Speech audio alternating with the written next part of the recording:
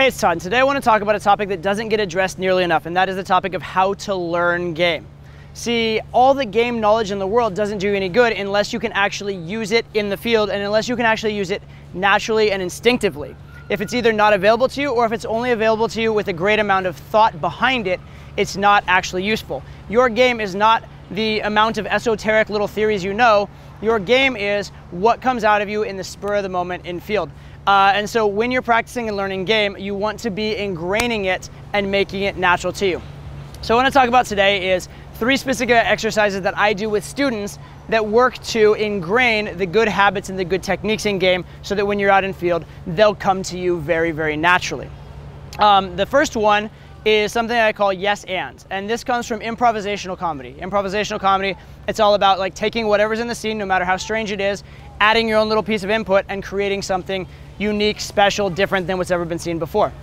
And so there's 2 parts of it. One is yes, the other is and. Yes means I agree with the world as it is, and means here's my own little additional piece of value, right?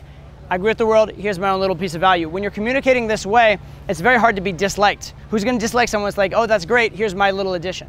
Okay, so it's very, very useful. It's great for having something to say at the start of an interaction, like if you're like, oh, I ran out of things to say. Yes, and continue. Almost anything that comes after the words yes and is going to be a productive, valuable piece of game. It's also great for passing shit tests, right? There's a format for passing shit tests, which is agree and exaggerate. Yes is agreeing, and is exaggerating. So almost any shit test can be passed with yes and then continue in a particular direction. So it's a very useful format to use in game for generating content, passing shit tests, etc. And so what I will do typically in my trainings, like group trainings or whatever with a student, we'll go back and forth where first person will say yes and then spit out the next thing that comes to their minds. The next person says yes and spits out the next thing that comes to their minds, and we just go around and around getting used to this format. Now the most important part of the exercise is this: don't think ahead. Okay? If you have to think ahead in game, if you have to plan something out, it's never going to come off in the real world, right? If girl says something and you want to come up with a witty retort and you're like, oh, what's the witty response? What's the witty response? Let me think. Oh, I came up with it. Okay, I'm going to say it. By the time you say it, you're way behind. It's 10 seconds ago or 20 seconds before, even 3 seconds ago, it doesn't matter. It's useless to you. It's only worth something if you can actually come up with it on the spot. So when doing this exercise, what you want to do is not think ahead at all, okay? I call this concept putting the gun to your brain's head. See, your brain is designed to save you from embarrassment. It's designed to save you from pain. So when you're sitting in silence, the easiest way to save you from pain and embarrassment is to stay silent. So that's what your brain does. As soon as in the conversation you go yes and everybody's looking at you, the easiest thing to do to avoid embarrassment is not to go silent, because then you look really weird.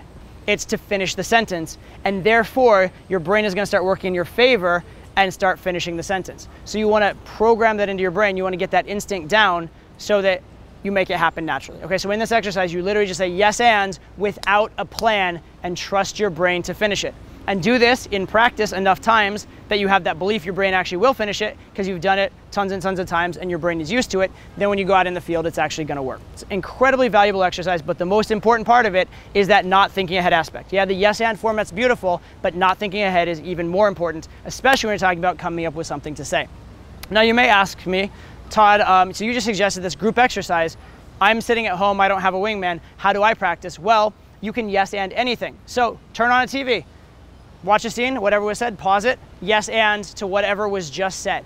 Turn on YouTube, pause it, yes and to whatever was just said. Grab a book, read a sentence, yes and to whatever was just said. Or say something, yes and yourself. And then yes and the thing you just said, and yes and the thing you just said, okay? It's very, very easy to get the reps of this if you're creative and if you actually care to practice. Again, yes and is a beautiful format.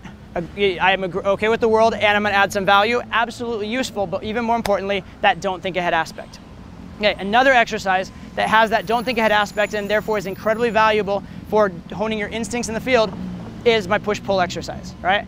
Now, lots of people know that you should do push-pull. Lots of people know you should give like a compliment a negative. You should give compliments in ways that don't give your power away. But if I tell you to do a push-pull on the spot, most people can't do it. So having all the theory about push-pull in the world is useless unless you can execute it in practice, right? So how do you do that? Well, by practicing outside of the field so much that it comes naturally in the field. So here's the push-pull exercise. Get with a partner. Again, I'll tell you in a minute how to do it without a partner. Get with a partner and say literally the first thing that comes to mind. Don't edit it, don't censor it, don't try and be clever, don't try and be creative. Just literally say the absolute first thing that comes to your mind. And then if that thing was positive, follow it with a negative. If it's negative, follow it with a positive. If it's neutral, follow it with either positive or negative as long as it's a strong spike, and you will have created a push-pull. Again, don't think ahead. If you try and plan out a whole push-pull in advance, it's gonna come off stale, lame, jaded, that kind of stuff in set. But if you do it in set, again, you don't know what to say, just say the first thing that comes to your mind and then adjust it on the spot. Number one, what you come out with is gonna be much more creative and interesting than it would have been otherwise. Number two, you're learning to trust your brain and you're learning to give that emotional spike, positive or negative, at any moment in the set, which is a truly, truly powerful ability to have, okay? Now again, how do you practice this one on your own if you don't have a partner? Well, again, same kind of thing. Turn on the TV, first thing you think about the person you see on screen, turn it into a push-pull. Turn on YouTube, first thing you think. Magazine, first thing you think, et cetera, et cetera. Walk down the street, you can push-pull random people. You don't necessarily have to like walk up to them and say push-pulls to them. Be like, that person across the street, do a push-pull. That person over there, do a push-pull, et cetera. What you wanna do is you wanna hone the skill to the point that it's absolutely natural, and in an actual interaction with a girl, you do it instinctively. Because again, it's not what's theory in your head that's gonna matter, it's what comes off instinctively in practice that's gonna be useful to you. You don't own the skill until you own it subconsciously. Okay. Final exercise I want to give you is of a bit of a different format than the other one, and this is not one you're going to go directly use in field, but it's meant to, again, train your brain and hone your instincts to be communicating in a better way. One of the biggest problems that most guys have is having interactions that are way too platonic, interactions that don't get sexual at all, because they're talking about boring thing after boring thing after boring thing, and you know, they want to have these like smooth transitions, stay on topic, they don't want to take any risks. Now, importantly, what they should be doing is finding ways to sexualize the conversation, finding ways to make the conversation a little more edgy, have a little more spark to it. So that's what this exercise is designed for. Now, this isn't, again, an exercise I want you to directly use in field, but it's designed to develop a skill. So this exercise is called Sex With Me Is Like, okay?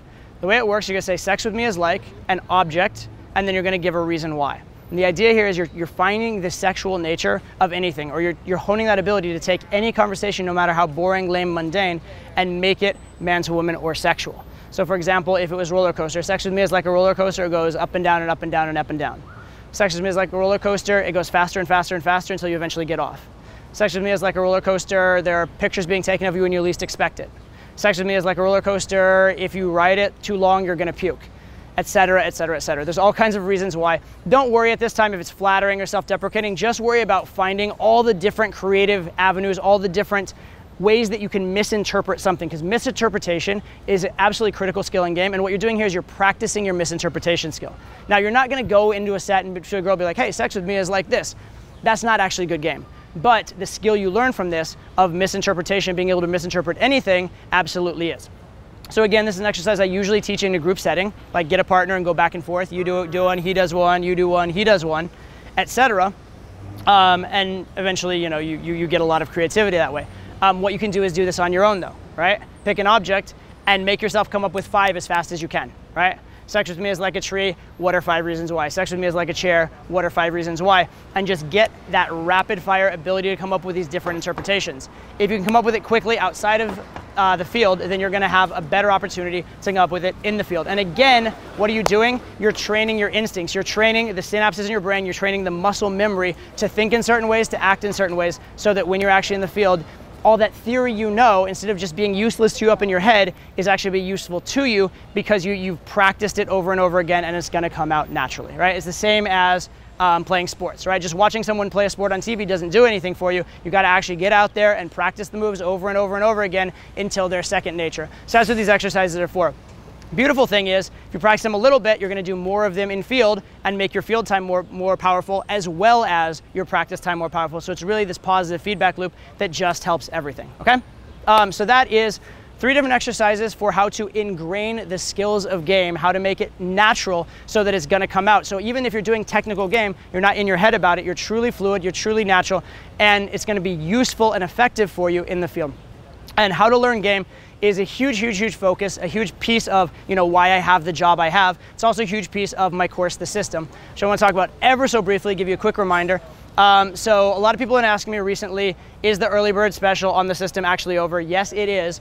But I've been thinking about it, and I want as many people to have access to this program as possible. So I am still keeping the price absurdly low for a short time longer. It's not the early bird special, but still very, very low. Check it out at the link below. You're gonna want to access this course. Anybody who's gotten it can tell you it's pretty damn amazing. All right, so check that out. I'll see you on the next video. Hopefully I'll see you inside there. Take care.